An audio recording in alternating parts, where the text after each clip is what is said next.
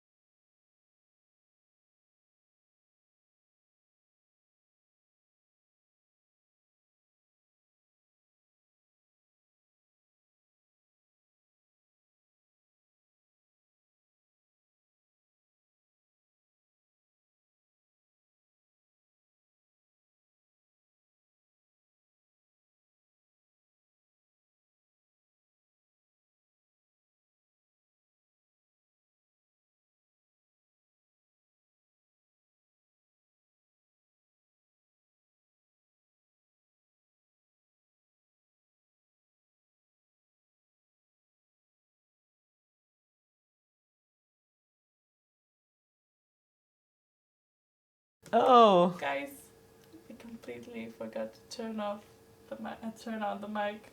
Oh. So sorry. I just looked at the live chat because, of course, I was participating and I couldn't look at it, and now there's kein Ton, bitte Ton einschalten. Oh. Oh no. Well. So I believe you saw us talking about the environment. Let me just get in here. Yeah. So I believe you saw us talking about all the of my great jokes about the halo. Oh my goodness. We had so much fun. True. We did actually. Like. So yeah, our bad, or my bad, basically. I completely forgot. I'm so sorry. Well, does it make sense for you to evaluate, or maybe you can sum up the good things that I did still? That's a good idea. And I'll also point out some of the points. I'll mention some of the things that you mentioned that were really good. Yeah. That's a good idea. I'm so sorry.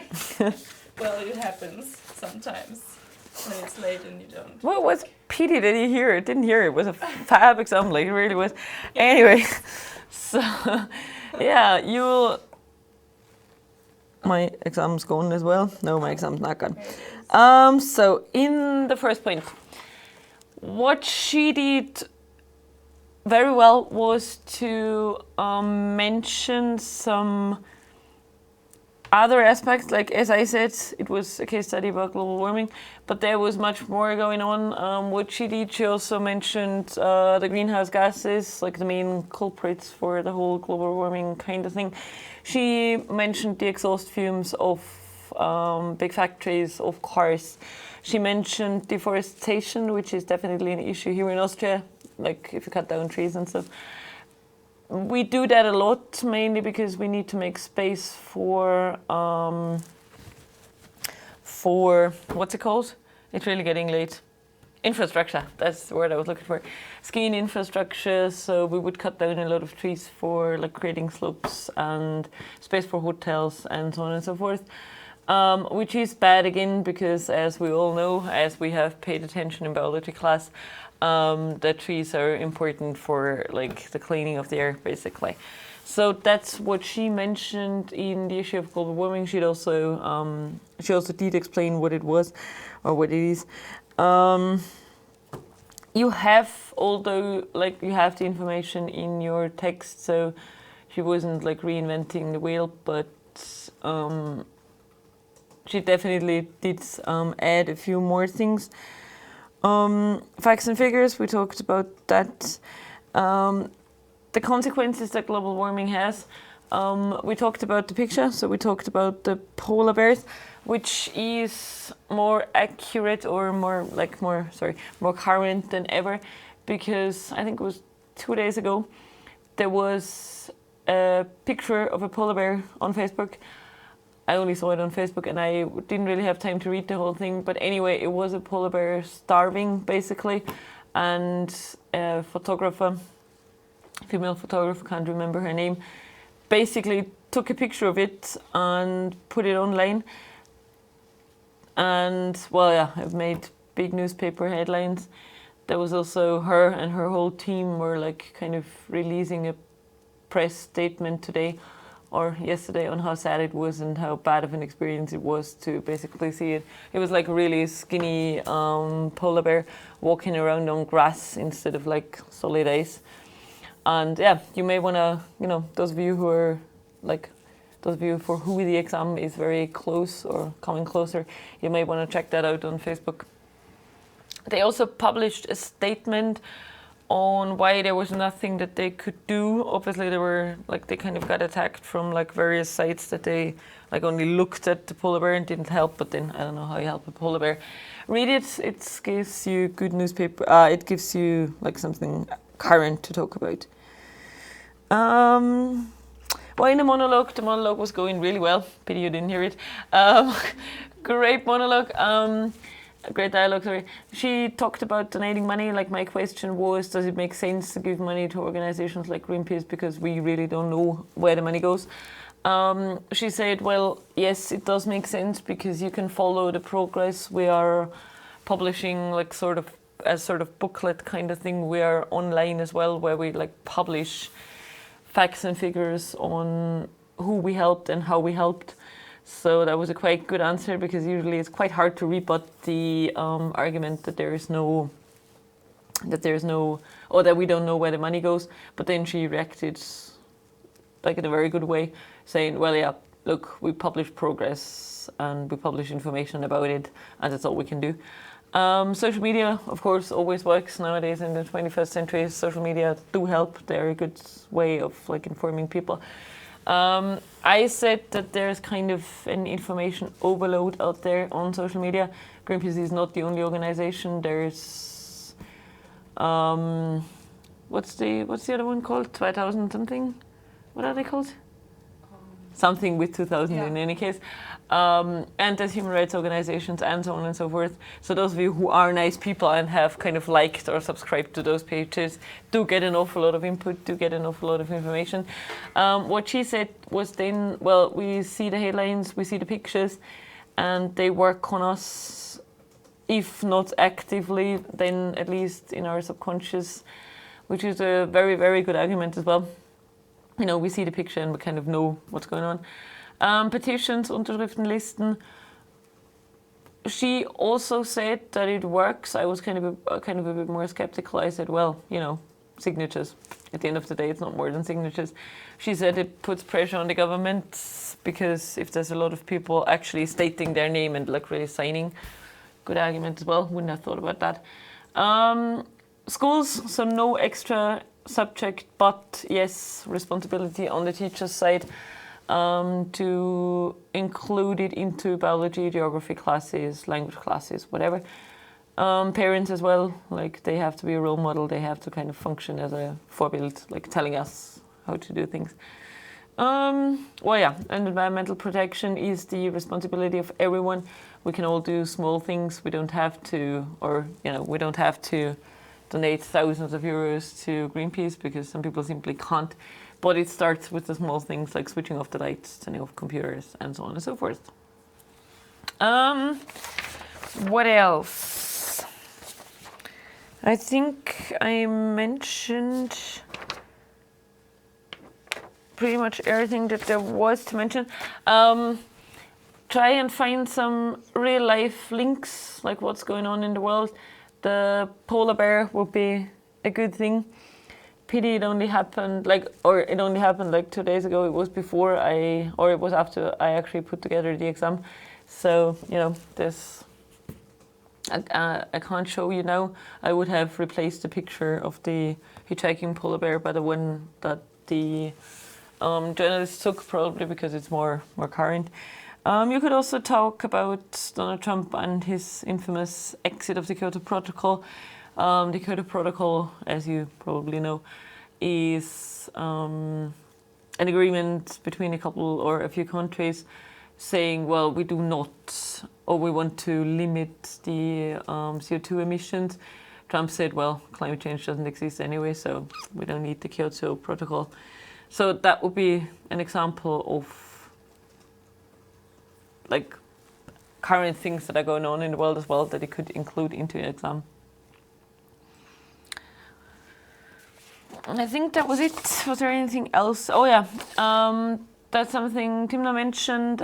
She talked about the coral reefs. She talked about the Great Barrier Reef in Australia. Check out the pictures. You can, like, there's pictures. I think they were actually published by Greenpeace or some other organization that basically compare the coral reef 50 years ago to what it looks like nowadays. There's definitely a lot of very precious nature getting lost, and you can really see the difference actually. So that'd be an issue. And the glaciers maybe as well. Those of you who are into skiing may have noticed the difference. A couple of years ago there was actually more, there was more glacier there. Glaciers are retreating, they are melting. That'd be a real life, a current example as well. So I think that was it.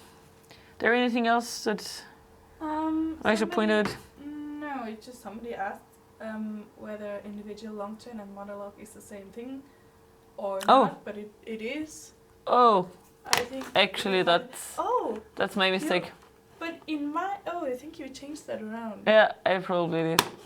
Because Oops, fail. on my sheet here that I have printed out, it says role play instead of monologue. So I think that might be confusing. Today things aren't really going that well, are they? Not our day today. No. So yes, as you can see now, it's maybe better. Two people talking, like, you know. Task 1 is where only Yeah, individual I long talk. turn. Yeah. and task 2 is where you have a dialogue. So of course. Things are not that's going how well it is. today. No, I think we should.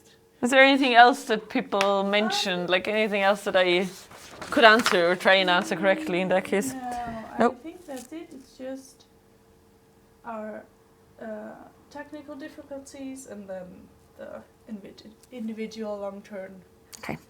So- confusion. And that's it.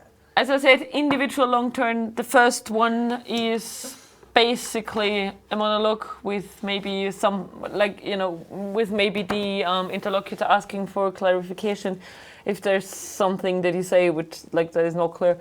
Or maybe also the Vorsitz, he or she is also allowed to ask questions. They sometimes do if you stop talking after like only 3 minutes and there's still 2 minutes to cover. But then the individual long turn, usually task 1 doesn't have to be that way. Like the interlocutor could also turn around the order of the questions, but they usually don't.